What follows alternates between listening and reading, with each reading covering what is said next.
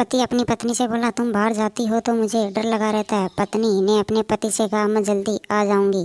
पति ने पत्नी से कहा, इसी बात का तो डर लगा रहता है। अपने पति की बात सुनकर पत्नी बेहोश होते होते बची। पप्पू अपने घर गया और घर की घंटी बजाई तो अंदर से उसकी बहन पिंकी बोली, कौन है? पप्पू ने पिंकी से कहा, मैं हूँ। पिंकी ने पप्पू से कहा, मैं कौन? पप्पू ने पिंकी से कहा, तुम पिंकी और कौन पगली? पप्पू की बात सुनकर पिंकी हुई शॉक्ड। छोटू ने कहा, लगता है मैं अंधा हो गया हूँ। डॉक्टर ने आंख सेकी और छोटू से बोला, नहीं बेटा, तुम्हारी आंखें तो बिल्कुल ठीक है। छोटू बोला, तो फिर अखबार में सफल विद्यार्थियों की लिस्ट में मेरा रोल नंबर क्यों नहीं नजर आ रहा था? संता ने अपने बेटे से कहा, अरे पप्पू बेटा, क्या हुआ? आज तुम तराजू और बाट लेकर स्कूल क्यों जा रहे हो? बेटा अपने पापा संता से बोला, पापा कल सर ने हमें सिखाया था कि हमें हर बात को नाप तोल कर बोलना चाहिए, इसीलिए।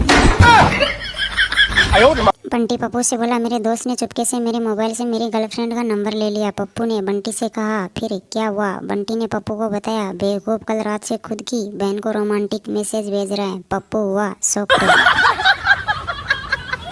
अध्यापक ने नरेश से कहा, नरेश आज स्कूल में देर से आने का तुमने क्या बहाना ढूंढा? नरेश ने अध्यापक से कहा, सर आज मैं इतनी तेज दौड़कर आया कि बहाना सोचने का मौका ही नहीं मिला। जवाब सुनकर अध्यापक हुआ बेहोश।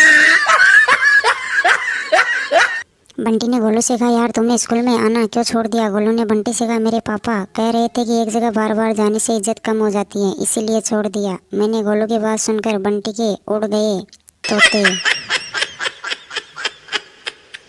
रामलाल ने प्रेमलाल से कहा, अगर तुम्हारा दोस्त और गर्लफ्रेंड किसी कश्ती में डूब रहे हो तो तुम किसको बचाओगे? प्रेमलाल ने रामलाल से कहा, मरने दो दोनों को। रामलाल बोला, क्यों? प्रेमलाल, साले दोनों एक साथ कश्ती में कर क्या रहे थे? बंटी पप्पू से बोला, तुम्हारे पिताजी का नाम कमाल है क्या? पप्पू ने बंटी से कहा, नहीं तो तुमसे किसने कहा? बंटी ने पप्पू से कहा, कल सर कह रहे थे कि पप्पू कमाल का लड़का है। बंटी की बात सुनकर पप्पू के उड़ गए तोते।